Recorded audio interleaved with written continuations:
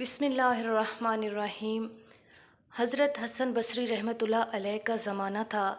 आपकी एक शागिर्दा जो बाकायदा आपका दर्स सुनने आती थी, निहायत इबादत गुज़ार थी। उस बेचारी का जवानी में ख़ावंद चल बसा।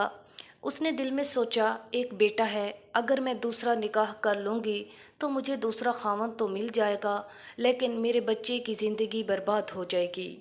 अब वो बच्चा जवान होने के करीब है, यही मेरा सहारा सही। लिहाजा उस अजीम माँ ने यही सोचकर अपने जज्बात की कुर्बानी दी।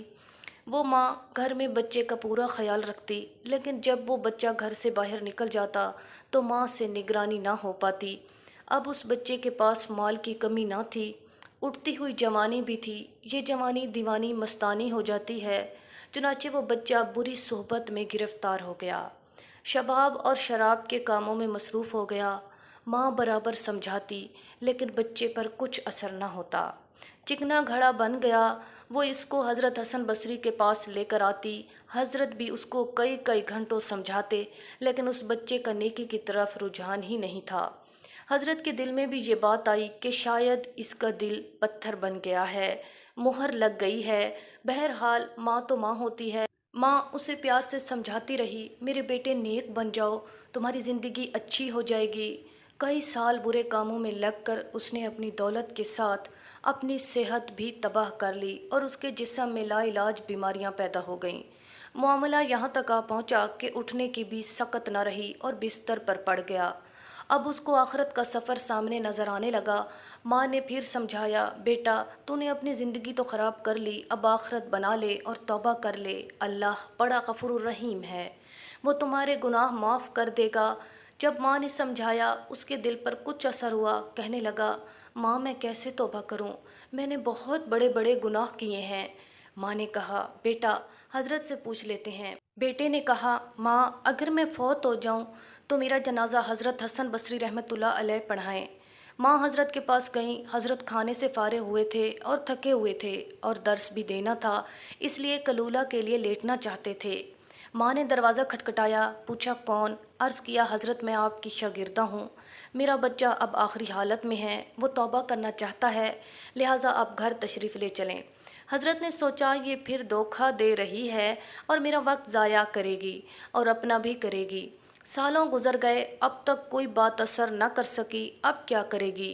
कहने लगे, मैं अपना वक्त ज़ाया क्यों करूं, मैं नहीं आता। माँ ने कहा, हज़रत उसने तौबा करने को कहा है और कहा है कि अगर मेरा इंतकाल हो जाए तो मेरा जनाजा हज़रत हसन बसरी पढ़ाएं। हज़रत ने कहा, मैं उसके जनाजे की नमाज नहीं पढ़ाऊँगा, उसने तो कभी नमाज ही नहीं पढ़ी। अब वो शागिर्दा थी, चुप कर गई, रोती हुई घर आ गई। बेटे ने पूछा, क्या हुआ?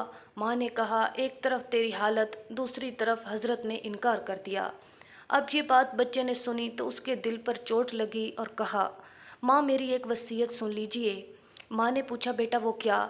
अजीब वसीयत। कहा, अम्मी मेरी वसीयत ये है कि जब मेरी जान निकल जाए तो सबसे पहले अपना दुपट्टा मेरे गले में डालना, मेरी लाश को कुत्ते की तरह सहन में घसीटना, जिस तरह मरे हुए कुत्ते की लाश घसीटी जाती है। माँ ने पूछा, बेटा वो क्यों? कहा, अम्मी इसलिए कि दुनिया वालों को पता चल जाए कि जो अपने रब का नाफरमान और अपने माँ बाप का नाफरमान होता है उसका अंजाम ये हुआ करता है। मेरी प्यारी माँ मुझे कब्रिस्तान में दफन ना करना। माँ ने कहा, वो क्यों? कहा, माँ मुझे इसी सहन में दफन कर देना, ऐसा ना हो कि मेरे गुनाहों की वजह से कब्रिस्तान के मुर्दों को तकलीफ़ पहुँचे। जिस वक्त नौजवान ने टूटे दिल से आजिज़ी की ये बात कही तो परवरदिगार को उसकी ये बात अच्छी लगी। रूह कब्ज़ हो गई, अभी रूह निकली ही थी। माँ आंखें बंद कर ही रही थी तो दरवाजे पर दस्तक हुई। पूछा, कौन? जवाब आया, हसन बसरी हूँ। कहा, हज़रत आप कैसे? फरमाया, जब मैंने तुम्हें जवाब दे दिया और सो गया, ख्वाब में अल्लाह रब्बुल इज़्ज़त का दीदार नसीब हुआ। परवरदिगार ने फरमाया, हसन बसरी तू मेरा कैसा वली है, मेरे एक वली का जनाजा पढ़ने से इनकार करता है। میں سمجھ گیا کہ اللہ نے تیرے بیٹے کی توبہ قبول کر لی ہے۔ تیرے بچے کی نماز جنازہ پڑھنے کے لیے حسن بصری کھڑا ہے۔ اے اللہ، تو کتنا کریم ہے کہ مرنے سے چند لمحے پہلے اگر کوئی بندہ شرمندہ ہوتا ہے تو اس کی زندگی کے گناہوں کو معاف کر دیتا ہے۔ سبحان اللہ۔